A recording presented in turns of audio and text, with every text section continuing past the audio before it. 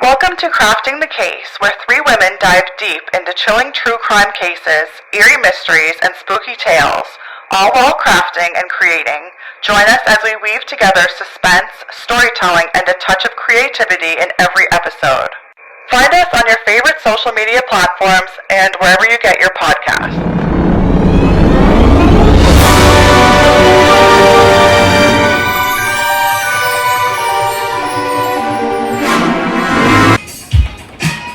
Hey everyone! You know what? Today we are celebrating because it's episode 10 of Crafting the Case. Woo! This is so cringe if we just keep dancing until it says celebrate. I know. I literally was like this, why are we dancing like this? Do it. When did they say it?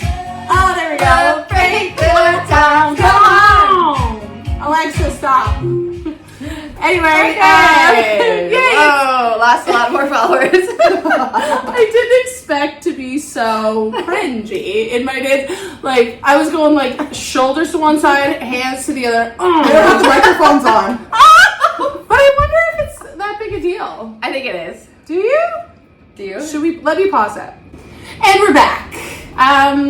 We've made the executive decision not to care about the microphones, but they are still here technically, so. They might work. They might work. We don't know. Anyway, welcome back everybody. We just had a bit of a hiatus for 2 weeks, which I think the last time we did it was over a long weekend. I think it made our next episode better because we hadn't seen each other.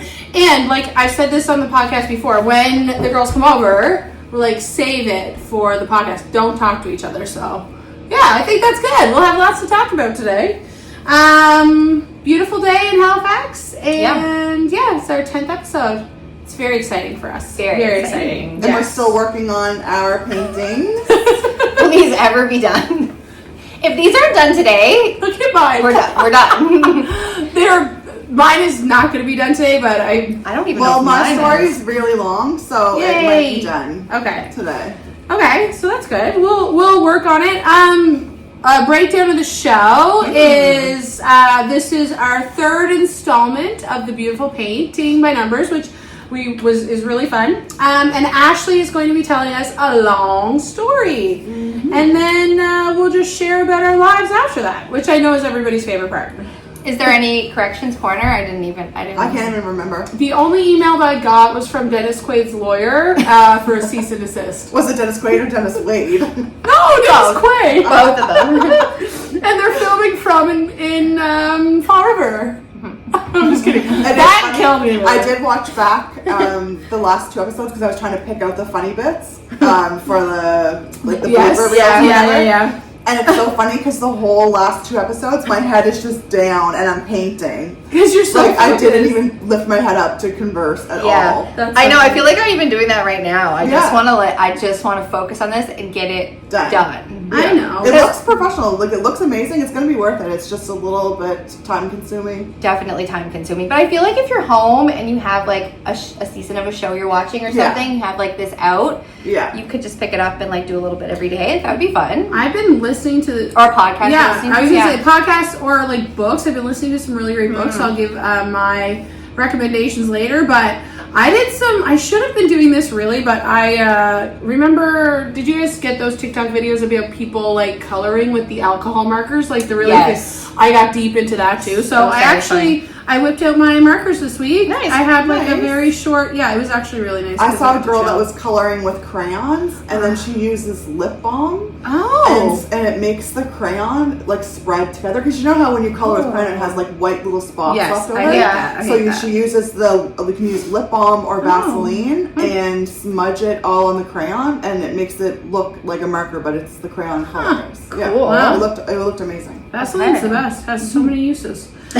Cool. That's a great idea. Yeah. No. But yeah, just finding some time to craft in your busy lives is very important. Crafty crimers. Yes. Don't do crime in your free time. Do crafts. Listen to crime. Listen to crime. Do crafts. Yeah. That's a good motto. That's a good. Oh my god. What? Oh my god. T-shirt coming. Listen to We're crime. gonna forget this, so we have to write it down. What are you doing now?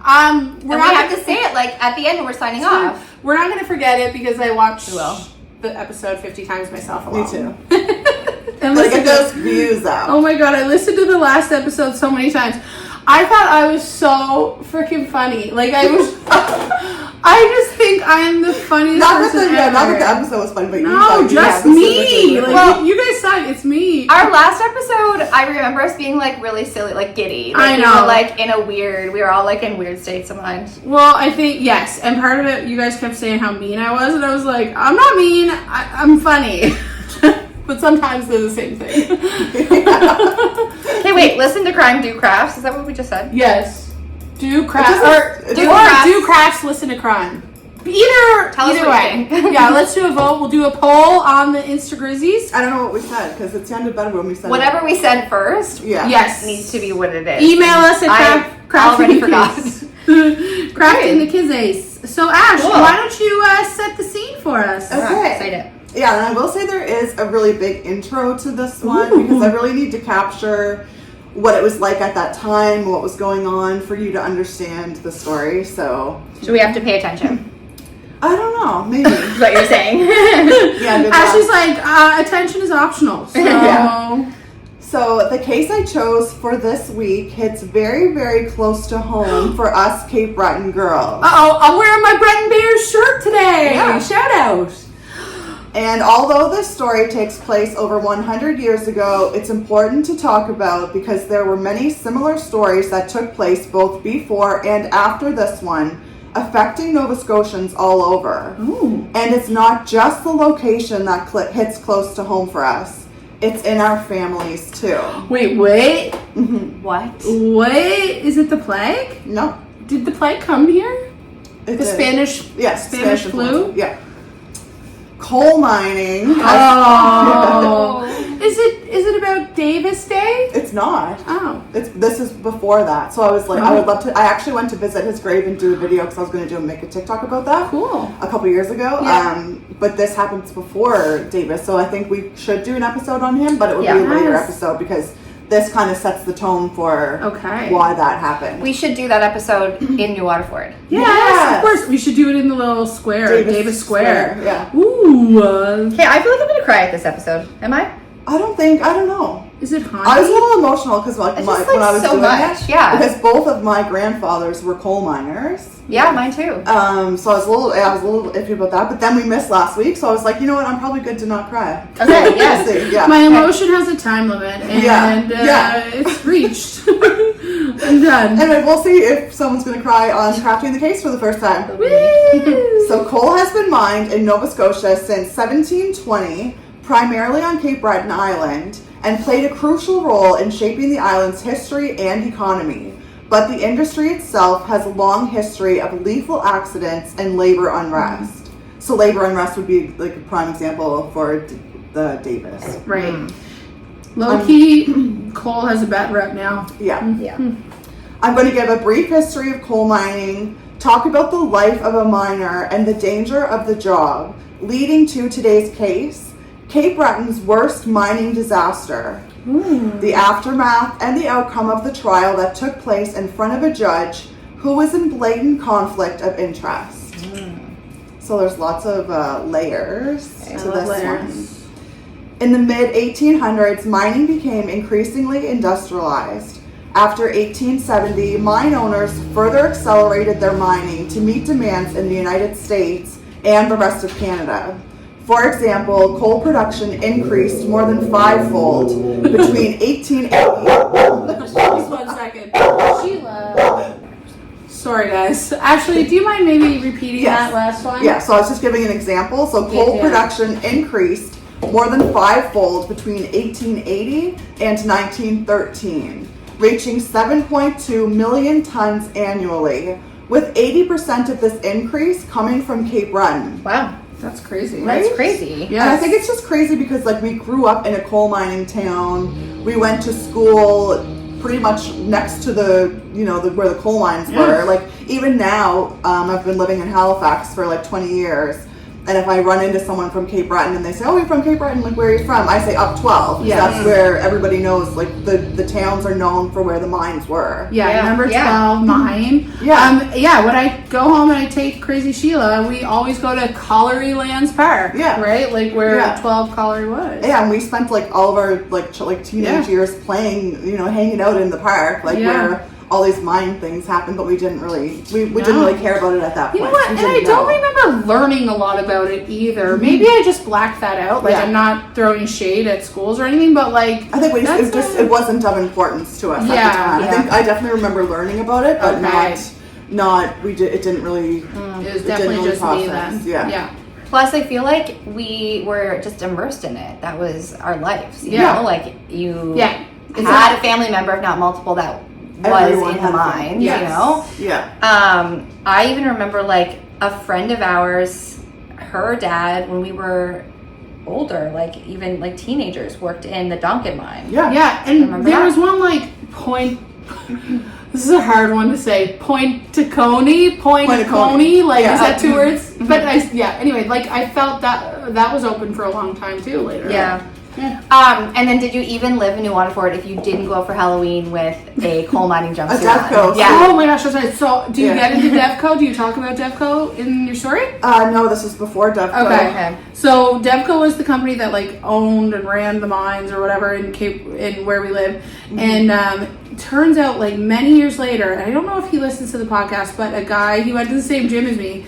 And he was like, yeah, I work for the federal government. Like, I'm in charge of the Devco stuff. I'm like, wait, what? Like, I haven't heard the word Devco in 30 years, but anyway, crazy. So the one that, the company, this one is the Dominion Mine. Okay. So I don't know if that has something to do with Devco or if it, like, turned into Devco, but anyway, okay. Cool. So coal miners' lives started early, as young as 10 years old.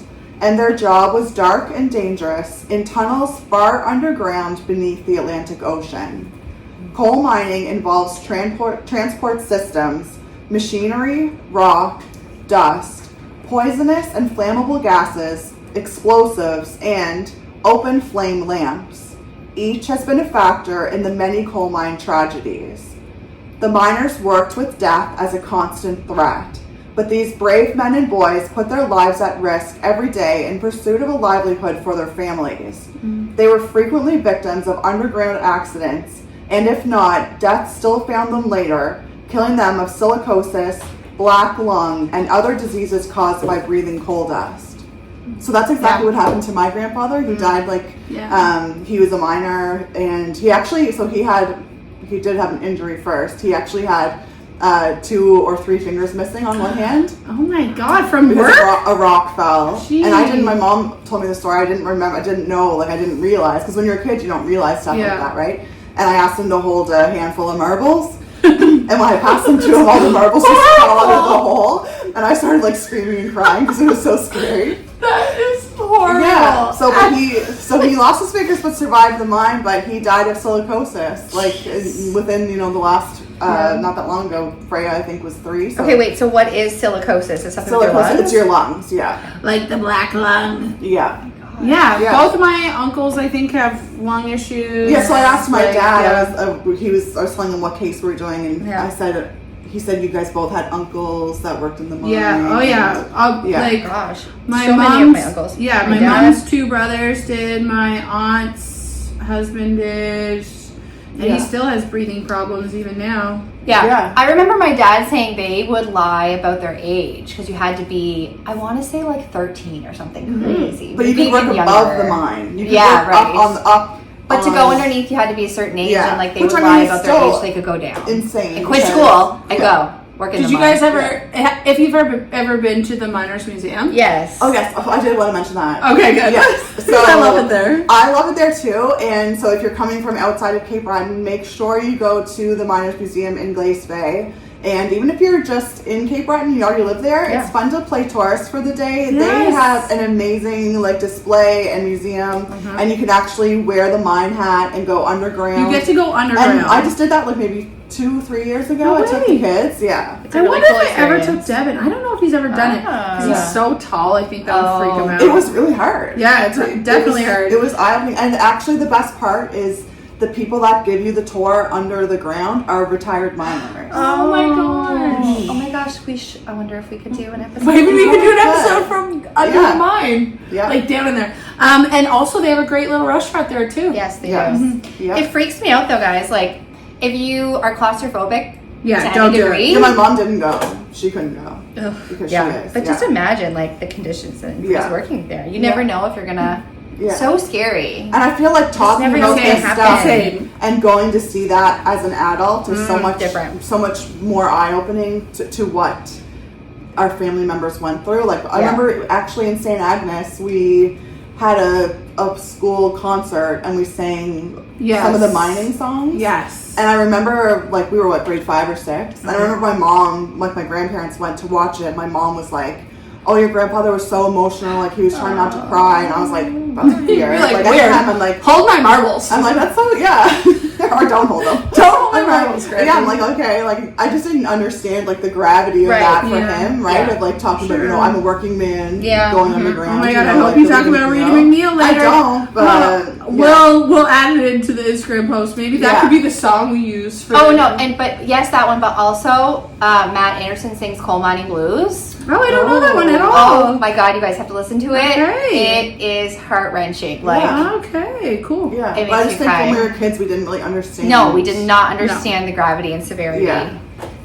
It is funny though because most of like when we were little, most of the like heat source I think was coal. You know, when we were kids. I still remember my grandparents' driveway being full of coal, ashes, because they use it like instead of salt or whatever. But I can still smell like the smell of coal versus like I don't know if people still around here must use it because I'll be like like you get that memory. It's like ingrained in you. It's like the smell of burning coal. It's crazy. It is crazy. These are for our listeners in Thailand, Poland, Iraq. Maybe you don't know about some of this history of where we live. Please come and visit us.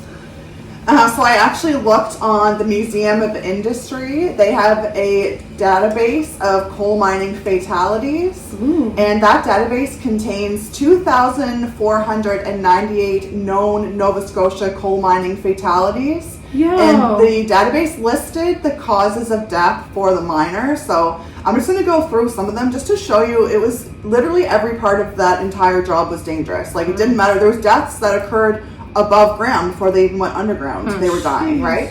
So there was, countless ones that were fall of coal, fall of stone, struck by runaway box, struck by metal, drowned. You forget, like you don't even think that there's water, right? So they drowned, caught between cars, asphyxiation by carbon monoxide, influx of water, run over by a box of coal, struck by a cage, caught under descending cage, crushed by a mine car, crushed by machinery, burnt by gas fire, devastating methane explosion, boiler explosion, gas and coal dust explosion, electricity fired coal dust explosion, methane and blasting powder explosion. So I mean everything can explode. There's water coming in, there's machinery, there was no really, QC. Is that what they call the people that go around at sites normally? Like quality control. There was no quality control. None of that. It's like the Wild West down there. Yeah. You just never know what's going to happen. Pray you come home at the end of the day. So in the case of a fatality, tragedy was not only in the miners' lives lost, but also in the families they left behind. Fathers, sons, and husbands gone. The men who were the breadwinners for the families. There was little, if any, compensation paid to their dependents. Many miners were permanently injured in these accidents, never to work again, with no government-sponsored income security programs available to them. Whoa. You don't think about that, right? No. The mining was one of the only jobs available. Yeah. And then if the breadwinner of the family was gone, these families were left, poor. And that's crazy. Like you can't sue it. Nobody's suing anybody. There's nothing. No. Oh my god. And then their 8-year-old has to lie and go down to the mine. To work. So so then the child becomes the breadwinner of the family. Yeah. I can't say breadwinner. I said breadwinner twice. Sadie, why are you making fun of Ashley today? I broke the fourth wall. You guys didn't know, but I went like this. I'm like, what's a wimmer? you just mouth it at the screen. Yeah, I said it again, and I was like, I'm gonna nail it this time. No, breadwinner. What is a breadwinner? Okay, so we're almost to the story. We're almost to the story. This is still, but like this is really important to know what it's like. What it's like to go down into the mine before you go there. Right? I'm going for it later. That's how I'm closing out the show. Yeah, we'll just sing it. So the industry and economy really peaked in Cape Breton around the 1890s, with company towns being built in many communities, like Sydney, Glace Bay, Dominion, New Waterford, North Sydney, Donkin, and Sydney Mines. Company towns are closed communities owned and managed by large mining and steel companies, with company houses built by these large companies to house their workers, with stores and sometimes even the church being owned by the firm. So my grandmother lived in a company house. Yes. Like, my mom grew up in a company house. My aunts both owned company houses before they moved. My dad's family grew up in a company house. Totally. And it's funny because people, I think, like when Devin first came to New Waterford, I don't think they kind of look like a duplex. A duplex, right? So if you didn't know. It's like an OG duplex from but those houses are hundreds of years old, right? Yeah. And just crazy. Yeah. But we still call them company houses in New Waterford. In New Waterford, they're still called company houses. They're not called duplexes. Yeah. No. Yeah. One of my favorite things is like when the company houses, the people in each one take on their own design choices, and then they look different. It's so funny. But sometimes they work together and sometimes they work together. Christmas lights together across the whole house, but other times it's very different. Most times it's this is the line. I've seen some in like Whitney Pier, I think, especially where half of the company house is gone. So it looks like it's just half of the house. Like you can tell it was literally cut in half. Yeah. But what an idea. Could you imagine I'm the CEO of this energy company. I'm going to move to this one small community and I'm going to own the whole town. That's basically what happens. Yeah. And actually that kind of segues into this because it almost sounds ideal, right? A job, housing, and a community, right? With so a community store. Things, right? Wrong. No. Dun, dun. Wrong. The miners were truly at the mercy of these companies. They were making only pennies per day and working under horrible conditions with almost no rights. If they weren't working, they couldn't pay for groceries, as the company stores used lines of credit that came from their paychecks. Oh no. If they wanted to strike, they would be thrown out of their homes. So they were forced to continue this job, to pay for their groceries, and to have their home for their family. It's like so many human rights that are violated. Yes, it's crazy. Yes. No HR either. No HR. No HR, no PC. Yeah. So by 1903, the Dominion Coal Company was producing 3,250,000 tons of coal per year. By 1912, the company had 16 collieries in full operation, and its production accounted for 40% of Canada's total output. Which, if you that's a big Cape percentage. Breton is, if you look at a map, Cape Breton compared to Nova Scotia, compared to the rest of Canada, is minuscule. So small. So 40% of Canada's total output was coming from Cape Breton. Wow. It's so interesting you're bringing this up because our premier announced this week that he wants to make Nova Scotia this energy superpower, but with wind energy. Did you guys see that announcement? Wind turbines. He's you can, I don't know about the wattage of it, but how basically we could be powering most of Canada and all this kind of shit. So that'd be cool. Again, don't put up a company house here, though, man. Don't make me a part of your company. Don't take vouchers for the grocery store for payment. No. That's Handmaid's Tale stuff right there. Yeah. Big time.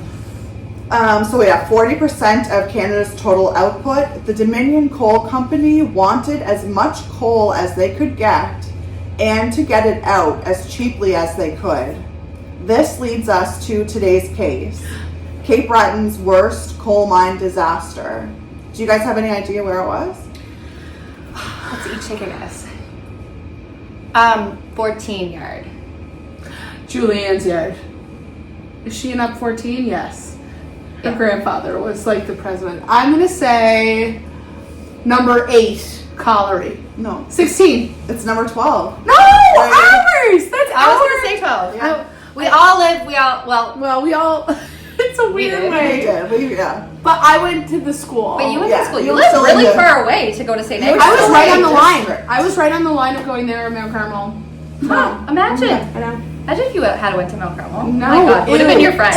Ew. I would never go to Mount Carmel. Ew. Wait, who? We're Like- not going to say the names, but like, I'm It's just trying to think mostly about who went to boys, Mount our Carmel. boyfriends that went there. Your cousin. Yeah. No, not my cousin. No, My cousin. Ashley's St. cousin. Mike's. Oh, right, yeah. Who else went to Mount Carmel? Girls. I don't know if we would have. Our age. Anyway, if you went to Mount Carmel, and Sorry. Sorry. it's their 20th reunion this summer. So Loser. no. But you know the rivalry we have. That's why Yeah. we're saying it. Okay, so number 12. That is our. That is Worst our coal mining one. disaster. Yep. Wow, okay. Dang. So it Tell us about happened it. on July 25th, 1917. Around 7 a.m., 270 men were working in the number 12 colliery in New Waterford. 30 minutes later, a tremendous explosion rocked the pit 2,000 feet below the surface. Whoa, 2,000 feet? Yeah. That's like the Titanic submersible stuff. The mine whistle at number 12 blew, signifying to everyone in town that something bad had happened. Oh, that sends chills through me. Like, imagine I know. being I actually a said wife this. at home and you hear that. Yeah. Oh my And you God. just know that You your know husband something and it happened. could be your husband and your son and your brother are all working. Your dad. Like, Yeah. yeah. Oh my God. Many of the people in town could feel the explosion happening, and nearly every person in town had some kind of connection to somebody working at that time. The women, wives, mothers, and children gathered round the pit mouth, anxiously waiting news, while brave men fought the deadly fire damp in heroic efforts to rescue their loved ones. Jeez. Yikes. But 62 miners were killed either outright by the blast, which was so strong that some men were decapitated and had limbs blown off, or by the toxic mixture of gases left in the mine following the explosion. Their ages ranged from 14 to 65. I almost wonder too what the residual effect was from those gases. Like Yeah, if they had- if like there's ever a study done or something of like X amount that's of people probably- from New Waterford during these years Yeah. like developed this sickness. You know what I mean? Made us really pretty. Just made us beautiful. It's just weird, this mixture. It's like the tar ponds. If you're from Cape Breton Breton. and you know the tar ponds as well, like cause cancer, a bunch of Yeah. cancer. Yes, there's so much cancer in it. But also for those of you who are international listeners, the pit is the mine, Yeah. right? So that's what they, the workers and everybody in town and stuff calls it, the pit. This is such a crazy story. Like, there should be a movie about this already. I wonder if I there know. is pit pony. It gets crazy. But there should be Yeah. like a new. You guys are gonna die cinematic. when you get to by the end of it. Yeah. Actually, Yeah. okay, I definitely learned this when I was a child, but I know. I think didn't we make just didn't space for understand. it. Oh, there was a We just mine didn't and people understand. died. Okay, like we didn't Yeah, realize. didn't make Yeah. space. Didn't My make dad space. definitely like talked about stuff like this. And I was Yeah. just like, whatever, you're old, you No, know. we didn't understand Yeah. it. But yeah. But now everything you're saying, I'm like trying to like bring up. We're old looking at it memories. as, I'm like- what do I know anything about this? Yeah. Yeah. The rescue work was handled primarily by firemen, the miners' union, and volunteer miners. All mines in New Waterford were closed, and miners from those mines helped in the rescue work. That's good. Single miners insisted on taking the place of married miners, and young miners insisted on taking the place of older miners. So Cape Breton. Sophie Run, That's right? so Cape Breton. Sophie Okay, Run. Bren. I love The it. rescue work was difficult and risky, but many of them made multiple trips into the mine to save their fellow miners. Jeez, no, thank Some you. I have at the cost of their own lives. No, I'm not that brave. John Mackenzie and Philip Nicholson, two 17-year-old surface workers, Nope. rescued a total of 5 miners before passing away themselves from gas poisoning. Oh, 17. 32-year-old William Cook made 9 trips into the depths to rescue fellow miners before being overcome by exhaustion and gas. This brought the total numbers of deaths to 65, making it the worst mining disaster in Cape Breton history. oh my god, that's crazy. Henry McKay was only 10 years old when he started working at number 12. I'd be threatened. I don't have I teach 10-year-olds. I don't have kids, but I'd be I like, have an 11-year-old and she can't even do anything. Like, She can't do anything. no, you You're guys, I would be threatened. oh my gosh, children. but you should now. You're 11-year-old. You should be like, you could be working in the mine. Or I'm sending you to the mines. Yeah. Mines of mud. Look at you. You can't even pick up your socks. Yeah. You can't make yourself a peanut butter sandwich. 100 You're working years in the ago, mine. you'd be in the mines. In the mines. It's crazy. That's nuts. Yeah. So yeah, he was only 10 years old when he started working at number 12. At the time of the explosion, he was working underground, taking care of the pit ponies. I bet you pit ponies about this dude. So I think like a lot of the younger boys, like age 10 to 13, they worked above doing circus work, or they worked with the ponies. Like they weren't necessarily mining. Maybe that's how they got away with. Yeah. Did you say circus work? Surface. I'm losing it. I'm truly losing my mind. I'll have to play it back, but I think I said surface. No, Type of you might circus have. I'm work like, was wow, could I get a job? He survived the blast and found his way through the darkness and out of the mine by holding onto a horse's tail. No. Oh my god, horses? We don't deserve you guys. Okay? You know what? This just came to my mind too. My dad would always say, like, if you've seen the rats start running, Yes. mine, Yes. you would run Yes. because something's And that's going why down. there's the saying, like, Animals know. canary in a coal mine. Yes. Because they would take the canary down, and if the bird dropped dead, you knew to get out of there. Didn't you see that part of our heritage commercial about the canary in the mines? I don't know. I think they used to take like the. Anyway, I think there's a racism thing about it, so I won't go there if I don't know everything about it. But Okay. yeah. So he found his way out of the mine by holding onto the horse's tail. His father, John McKay, was among the dead. Oh no, sad though. The Dominion Coal Company later tried to blame John McKay for causing the explosion. Wait, the little boy? No, the father, John okay. McKay. So yeah, they tried to say that he caused it by miscalculating the amount of firing powder required for the blast. But the miners disagreed and said it was impossible for him to fire the shot because he had a battery cable on his shoulder, which is collected after the shot is fired. Okay, I don't understand that. Break that I down. had for me. to, so I write so many paragraphs and I tried to condense it. So basically, if he had fired the shot, he wouldn't have had time to gather up the cable afterwards. But when they found the body, he had it on his shoulder. Gotcha. So, and firing the shot, I think, is literally, lighting the thing and it causes the explosion or whatever. I don't know.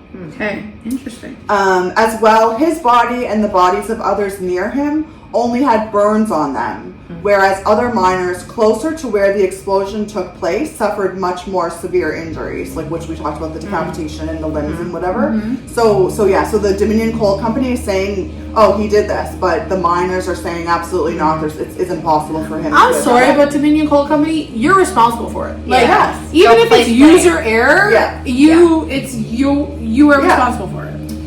So you guys might recognize this, but you might have not known who it was. So a memorial in Davis Square on Plummer Avenue in New Waterford features a statue of John McKay as a reminder of the miners' rejection of the company's version of events. Go off, good. kid. Yeah. His son Henry never went underground again. Oh, good. Even with the ponies? Even with the ponies, he never went underground ever again. Yeah. Never again will I go down. Yeah. I'm sorry. Yes. I can't. Yes, no, but that's That line. exactly. Yeah.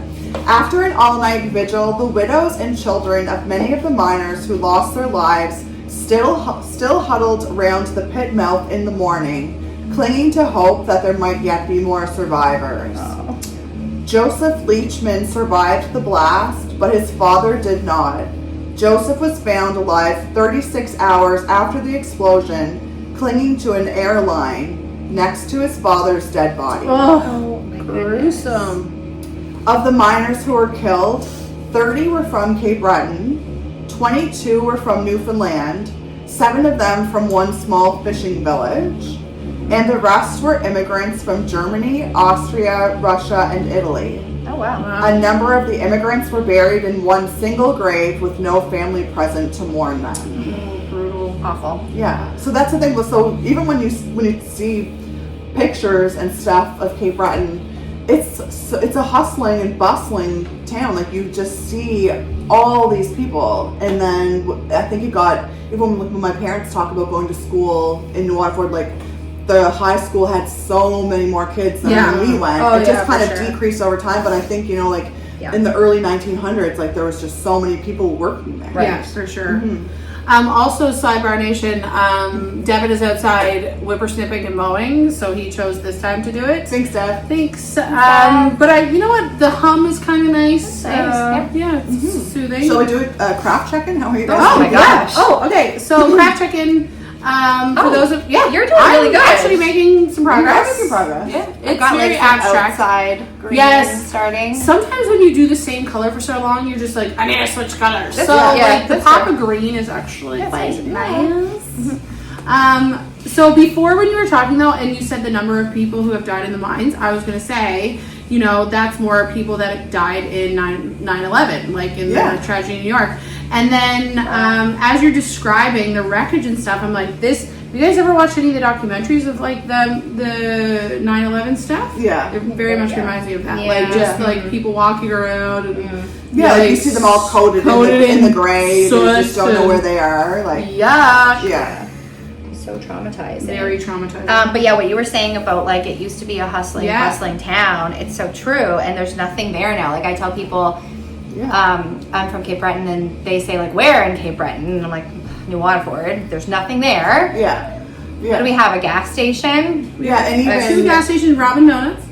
Oh, we do have Robin's Donuts now. Like we used to in high school go park in front of Tim Hortons and then shoot the drag. And when you go to New Waterford now, there's no one. There's nothing going on. I do hope though, like I feel like some of the people who have moved away that we would have kind of known are moving back. Yeah. I don't know what they'll do there, but like we don't really have much industry. But no, there's I don't no know. industry. Maybe there's. I think a lot of people that work there travel for work. Yeah, like they do the out west. It would be kind of so thing, nice if we could, if like it could get a build back, because I think there's so much potential there, and the people are awesome. One of the most beautiful places on earth for sure. Best pizza by far. Best chicken bacon sub. Yeah. Poutines. Don't so we don't call them poutines. No, I hate when people say that. We're not French at all. So despite the terrible loss of life, the explosion did not cause extensive damage to the mine. And as soon as it was declared safe, a mere 3 weeks later, the miners had to go back to work in the same mine that took 65 of their brothers' lives.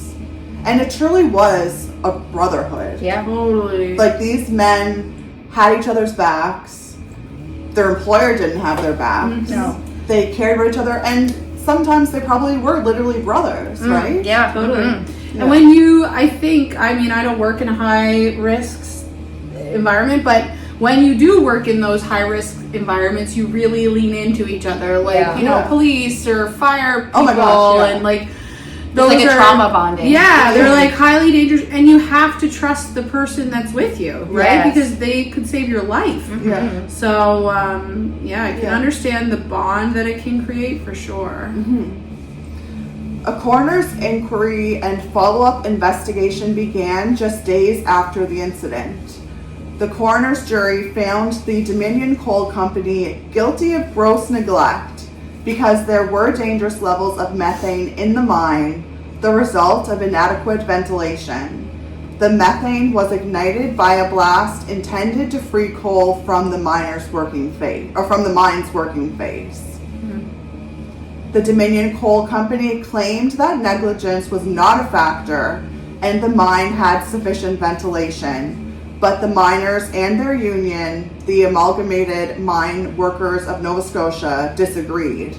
They believed the company wanted to produce as much coal as it could, as inexpensively as it could, because of the higher demand due to World War I. Oh. So World War I was going on. Same time as the Halifax explosion, too. Yeah. Man, it's a busy time for explosions. Right? Many miners testified that ventilation was poor and excessive gas was a problem overall in number 12. So it's crazy, like these miners know that there's a gas problem, and that any day that they're going down there could be an explosion. Like that was just a way of life for them. Yeah. Scary. Whereas we're now like, oh, I can't go to work. There's really snow outside. We might get in a car accident. Like, but there should still be lots of snow days. Yeah. Yes. Teachers. There should be a lot of snow days. Yes, actually, if there's snow outside, we could get in a car accident. It's about the children. It is Okay? about What's the children? Think of the children, okay? The Dominion Coal Company was charged with criminal negligence and for causing grievous bodily harm. Good. Wait. Oh. I know.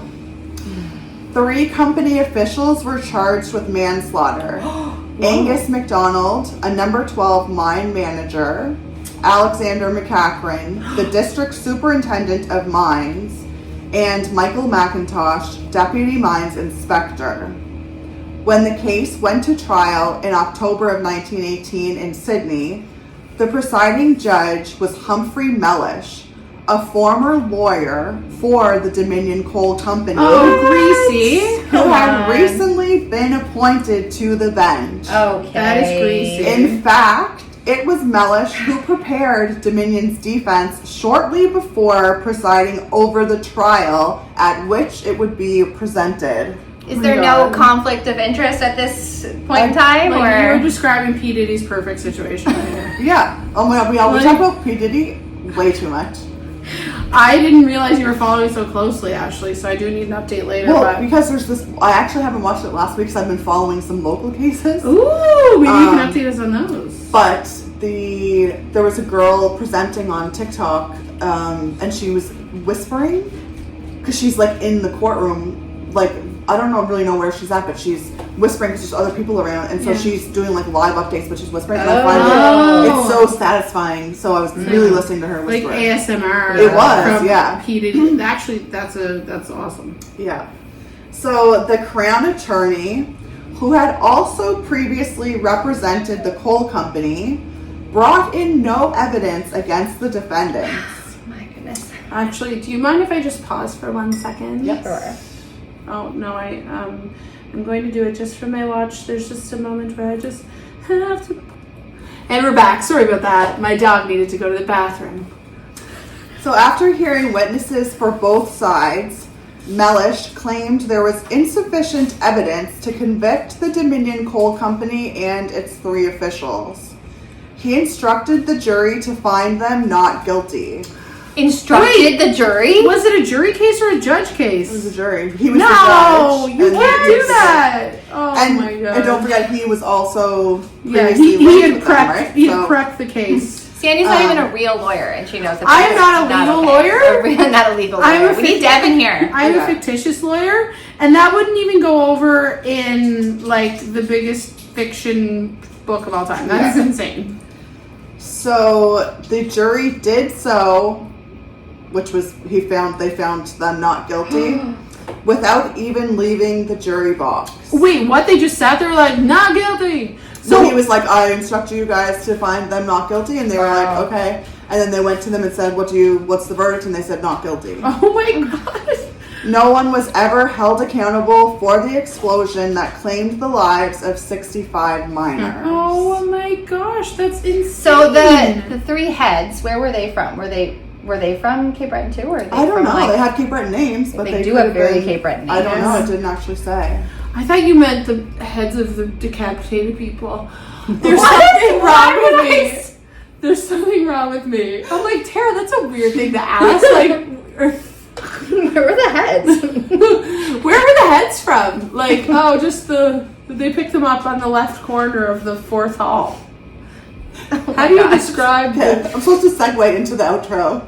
Oh, which is supposed to be like. How do you do that now? Okay. Yeah. Is there a positive twist to the story? Well, there kind of is, because the number 12 explosion led to the miners pushing for improved workers' rights and better health and safety regulations, making it safer for generations to come. Good. So their lives weren't lost in total vain. Yeah. So almost everybody who lives in Cape Breton is touched by a mining tragedy. And so we remember and we honor those that worked in the mines. Ashley, that was I was gonna say lovely, which it was, but a really great case to bring on the podcast today. Yeah, hit very close to home. Mm-hmm. Very, very close to home. Yeah. So my dad's father was a miner, and he died from lung cancer. And he was like, I never got to meet him. That was way, way long ago. Yeah. And then, like I said, my mom's father died of silicosis from working in the mine. Wow. Yeah. Yeah. I feel like we're going to have a lot of, not corrections corner, but like a lot of people sharing stories. I hope everyone has a mining tragedy. And like my mom, like even like, you know, her grandfathers and her all of her uncles, like I had uncles that worked in the mine too. Like it's such a common thing for I really hope people do reach out and share their stories of the mine and like let us know about your family members who have worked in the mines either in Cape Breton or you know my mom's family worked in the mines. My dad is from Sydney, so they worked in like the steel plant, but like we're very industrious people in Cape Breton, so it definitely hits close to home for us. Yeah, I feel like we're gonna hear a lot from our friends. Yeah. And our friends, families. Our friends that listen. Yes. Yeah. You know who you are. You know who you are. Oh my God, my mom said like when she was little, I think it was her uncle or her grandfather. I don't think it was her dad, but he would bring home part of his sandwich for her. Like he would take his lunch pail in the mine, and he would take it home for her. At the end, it would be just black. Like the sandwich from like it's like you're breathing in, even if there wasn't dangerous gases and stuff. Like you're just breathing in the coal dust, right? Like, you see the pictures of the miners, and like they take their glasses off or whatever, and it's just they're just completely black with the coal dust. I wonder if they were ever like, "Yo, this can't be good." Oh, you know? Definitely. They had to, but they had no choice, and like there was no other opportunity for work really, and they had, like I said, the company towns owned their house and their grocery store, and like forced. They had no choice but to work. Yeah, forced to do it. Wow, very powerful story. Oh, that is a great word to describe it. Very powerful, especially for us. And a lot I really didn't know. And we didn't cry. And we didn't cry. I cried. Yeah, I felt emotion. Yeah, I felt emotion too. Yeah. And I hope that like my aunt's listening and my mom. Yeah, I'm going to tell a lot of my family to listen to this one. Yeah. Exactly, because you did such an awesome job. Yeah, that was really good. Well done, Ashley. Thanks for that. Yay. That was a great 10th episode. I know. Yeah. Actually, that was the best way to very us. It reflects our history, our people. I think it's just so interesting to grow up and like we've said a bunch of times already. We knew all about this growing up in New Waterford. We heard about it. You know, we went to visit the mine. Like we went to like the Miners Museum. We went to Colorlands Park, and we did all that stuff. But like being an adult and looking at it differently as like, you know, coming from a place of like a wife or a mother, or you know, like we could have. If this had been 100 years ago, like we could have had sons working in the mines, or you know, it's just you look at it as an outside perspective, it's just so much scarier. Yeah, and you see the danger of what it was like, and this was just their life. So normal. Yeah, great, awesome. After show, very good. Woohoo! All right, time for our after show. I can't wait to finish my painting. Yes. Oh, Ashley's gonna work on her painting now. Do you want to share Tara's water or my water? Yeah.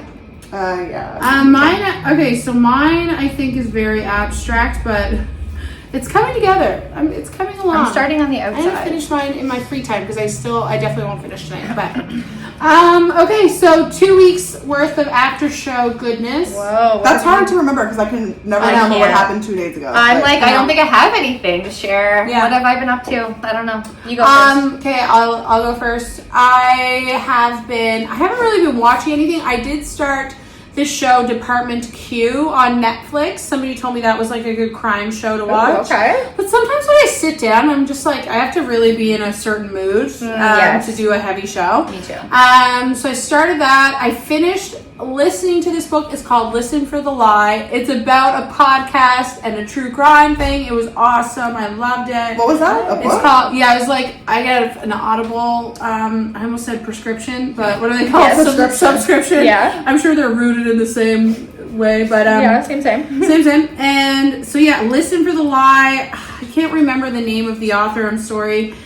Female author, and it's a true crime case and about a podcaster, and the subject of the true crime case goes back to her hometown, and yeah, it's great. Cool. And then in real life, I'm reading 2 books. I'm still reading Outlander. I had to put it on the back burner. You didn't give us an update on that. On Outlander, well, it's a lot. It's a lot, but it's so charming. So it's so good. So I haven't really gotten too deep into it yet because of my book club book, which I had to get into. Right. My book club meets in 2 weeks. I think it's the 16th, so I had to get moving on that book. That one's called The Briar Club. It's the same author who wrote a really great book called The Rose Code. I think it's Kate something. Anyway, Briar Club is good. Is it like historical? I feel like the Rose Code. Rose Code was about women in the World War II. Oh my God, we're obsessed with World War II. Here we go. We talk about World War II every episode. I know. You even talked about World War I today, which I don't know a lot about, but I feel like I could go into a place there too. Yeah, and I had to look it up, because I was like, oh, what was going on? During what that year time. was it? Because I just don't really know the dates for the war. Yes. Yeah, it was going on at that time. So. Yeah. But Sheila's birthday's on Tuesday. She's turning 4. Oh my goodness. Yep, so she's got a big week planned for her. She goes on her hike on Monday, and then on Wednesday she goes to daycare. So I'm just getting some treats ready for her to take to her parties. Best dog mom ever. Yeah, I'm over there baking away, just slaving away.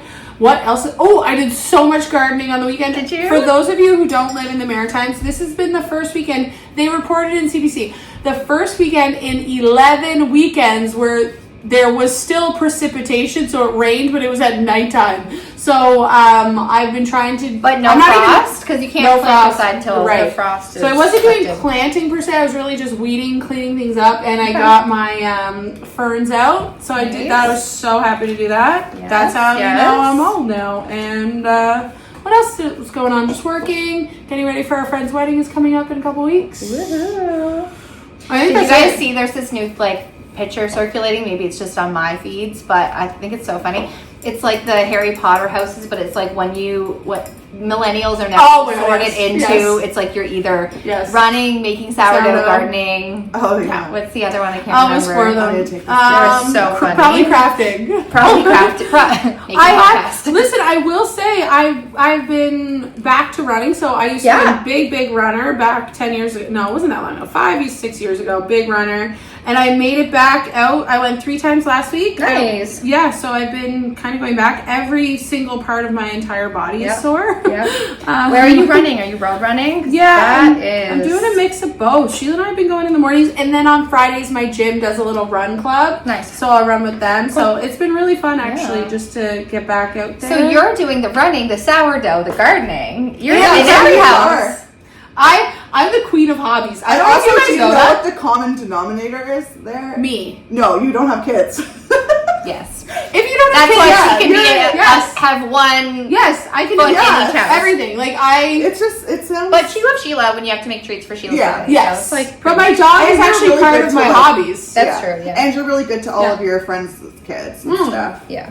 I try to be, but sometimes I'm quite selfish. That's okay. Yeah, also as a mom, we are the same. Yes, you need to be a little bit selfish on the self-care side. Yeah. But otherwise, no, just a couple weeks left of work for Tara and I, which we can't wait. We're both very excited for.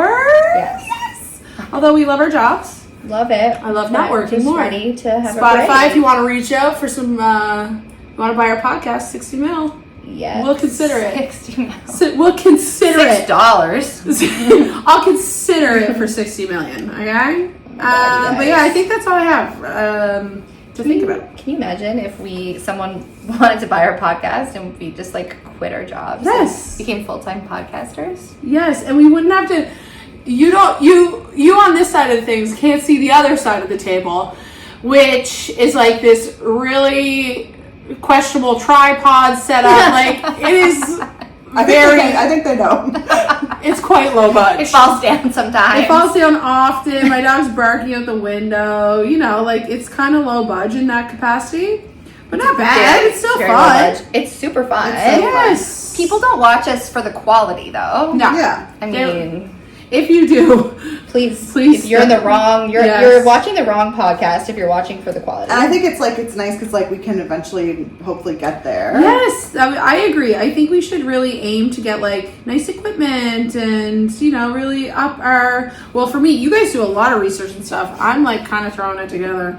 So I'm gonna work hard on my case, which is next time. And yeah, I was also thinking, I said to the girls earlier, we want to do an Airbnb weekend where we record a number of episodes, and we do some TikTok fun content. So if you have a cottage you'd like us to promote, please promote your family cottage. We'll promote your cottage.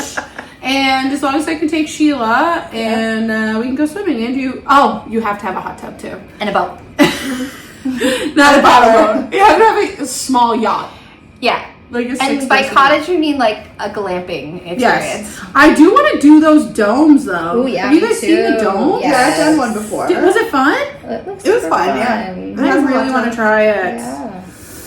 Yeah, but that's my after show, girlies. All right. That was good. You did a lot of stuff. Yeah, not bad. I'm working like a dog. Can't wait for summer vacation. Yeah. Okay, what about y'all? Okay. I have to think of the last time we were here doing this. It was 2 weeks ago. You had just done the Blue Nose. Oh yeah. Okay. So right.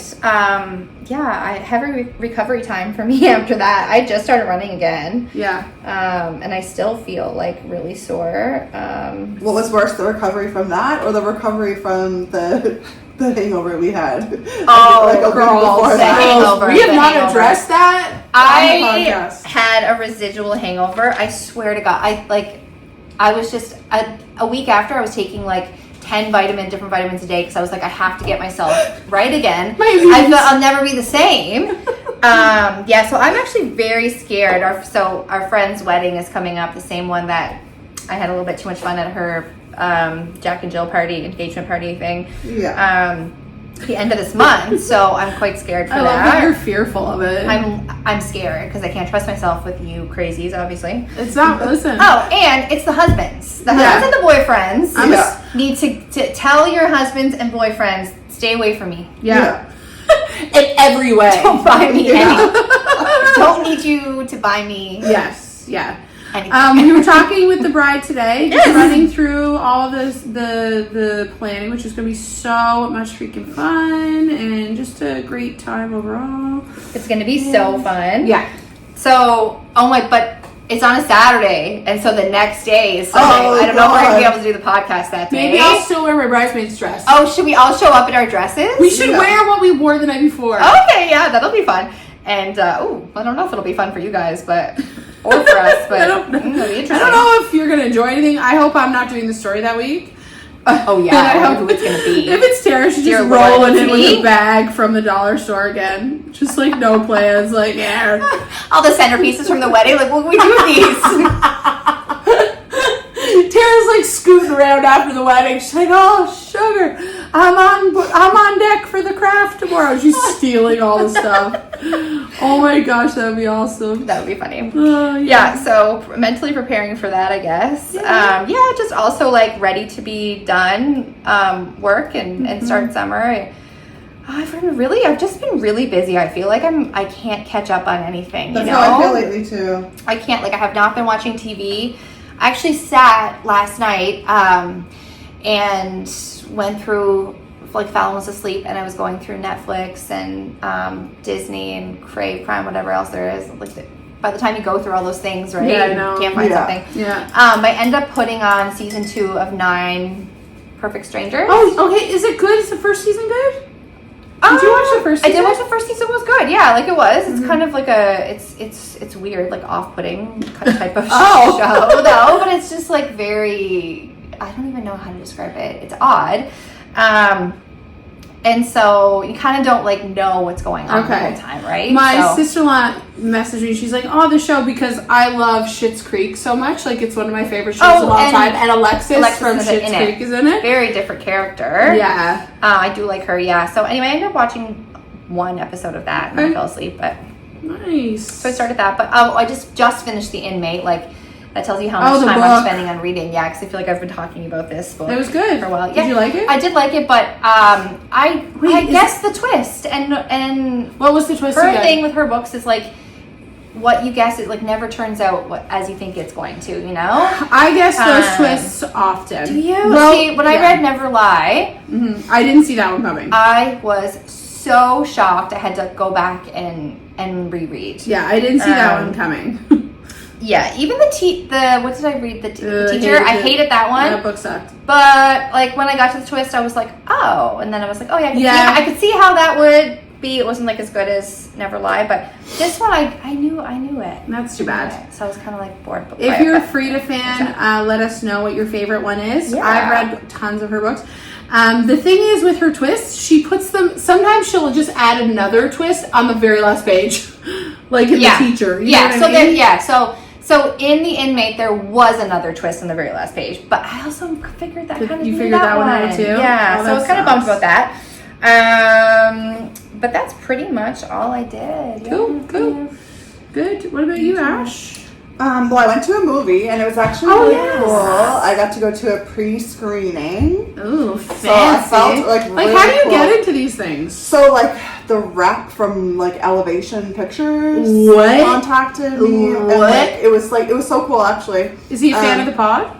No, I don't know. It was either my TikTok or my Instagram that they saw. I'm not sure. It happened one other time and it was for it was just like an influencer agency and it was for the show, the movie Imaginary with like the teddy bear. It was like a horror movie. Yeah. But that one wasn't a pre-screening. It was just like they sent me like tickets or like a gift. I don't know what it was, a gift card, I guess, so I could go and just buy the tickets myself. Oh, okay. But this you one, are famous. Yeah, totally, you are. But this one was way cooler. It was a pre-screening, so it didn't come out till Friday, like this Friday that just passed. Okay. And this was on Monday. And it was at the Spring Garden location. And when you walk in, they have like a list of people that were like invited. So I told them, and then they gave me the 2 tickets, and then they gave me tickets for popcorn and pop. And then they had 2 rows reserved for the people, like the whoever was on the list. Oh my it was God. really cool. And the movie was really good. It's been coming up on my Instagram and stuff. Yeah. The animals, and all I see is her chained to something. Yeah, so without giving like it away, because I think it tells you already in the description or whatever, but it's just the guy that runs the boat is a serial killer. Same. So it's just a different, and then it's on the water with sharks and stuff, right? It was really good. I really liked him. I actually, I wish they had kind of like made that into a series. I don't know if they'll be able to, but I would have liked to watch him Dexter again. Styles? Yeah, I really, really enjoyed it. It was very gory. I don't really get grossed out by too much gore, but that one did it for you? A lot of really gross stuff in it, yeah. Okay. I haven't been to the movies in forever. Oh my God, I feel like I go all the time because just the weekend before that, like a couple days before, I had taken my son to go see Lilo and Stitch. I heard a lot of people cry. And I actually don't even he's like, a lot of people cried. Yeah, so, what's funny is, I didn't cry, but we had gone to see If before. Yes. And I usually don't ever cry anything. And If, I don't know why, man, you were in your feels. I cried. And of course, like, my 2 kids were there. So now, anytime, like, anything's on TV, they're like, are you gonna cry? Are you crying? So when this was going on, when we were watching Lilo and Stitch, he was like, are you crying right now? And I wasn't. Like, it didn't make me cry, but it was the same kind of vibe, I guess. But cute. Yeah, it was really good. And I don't remember ever watching like the cartoon Lilo and Stitch. I've never seen it. So it was all new to me. Yeah, I loved Disney. But I really liked it. Yeah, it was really, really good. He wanted to see it so bad, so I was like, might as well go. Very sweet. I thought you were going to say the Minecraft movie because I have lots of kiddos that were going to that. They did go see that, I think, with their dad, yeah. And then what was the other movie? Oh, I was just going to say, like, I don't know if listeners, you guys think the same thing, but like, we used to go to when we were kids, we went all the time. And it was like a 20-minute drive for our parents, and they still drove us because they're awesome. But then even, it was like just before COVID, I was still going like every week to the movie. Like that was a normal. And then COVID came along, and then like now I just don't ever go. Yeah, it's a really expensive. It is expensive. Which is part of the problem. Like, but movie stars need money. Okay, well, so it's like it's for a good cause. Do they? No, we do. Buy our podcast. Send us money. Send us money. Yeah. Cool, Ashley. Anything else? How's your fortnighting going? Yes. How's your fortnighting going? Well, there's a new season that just started last night. Yep. So I think last time we checked in, it was Star Wars. Yes, because it was May the 4th. Yeah, and now last night it just switched over and it's superheroes, but not like the regular superheroes. Okay. It's like they made their own kind of superheroes. Cool. But it's pretty cool so far. I like it. Okay. Good. Cool. Awesome. Well, we do What have else, some you really guys? exciting things coming up on for Crafting the Case. We have some guests we're inviting into. We're into the videos and the podcast, and we have some locations we're going to be filming at, which will be really fun. We just really are just trying to find the time, whereas we're still kind of working right now, but we're going to make it work for our audience. We're going to figure it out. We're going to do it. So All make 10 of sure... you. All 10 of you. No, there's like 30 All some people 10 that have stayed with us this whole time. We have a bunch that automatically thanks, Mom. All of our for moms. listening to it 15 Oh, times. it's Sarah's mom's birthday today. Oh Happy my birthday, goodness. Sandra. Yes. Shout out my mom's birthday. Yeah, my parents were up this weekend. Oh, nice. So they were heading back to Cape Breton kind of early today. And Fallon just like is obsessed with birthdays because you get birthday cake, right? Yeah. So at 9:30, me Did and you guys Fallon have went to it? the store, to go get a birthday cake. So she picked one out and we had cake at like 10 o'clock. Cute. Aw. Okay, yeah, so happy birthday, Mom. Yay, happy birthday, Sandra. I love your name. Cool, yeah, so thanks everybody for listening. Please reach out to us if you have a story you'd like us to cover, or if you have corrections for us too. We always love hearing those. Yep. Or if you just want to give us a compliment, we love that. It's craftingthecase@gmail.com. Be sure to tune in next week, and we will finish these over the next little bit and update them as we finish. Yeah, all right. What was the thing we were going to say at the end? Was it our new Don't- tagline? Yeah, don't do crime, do crafts. Yeah, or Do craft. crafts. Do crafts, not crime. No, it was do crafts, listen to crime. Do crafts, Listen to crime. Let's say it all together. 1, 2, 3. Do crafts, listen to crime. Or is it No. listen to crime, do crafts? I think it's. Listen to I crime, think do crafts, not crimes. sounds Do better. crafts, not crime. Do crafts, not crimes. Okay, 1, 2, 3. Yeah, do crafts, not crimes with an S. Okay, Yeah. 1, 2, Okay. 3. Do crafts, not crimes. Bye. Bye. Oh sugar, oh sugar. I just gotta quickly bring it up on my watch. Do crafts, not crimes. Bye.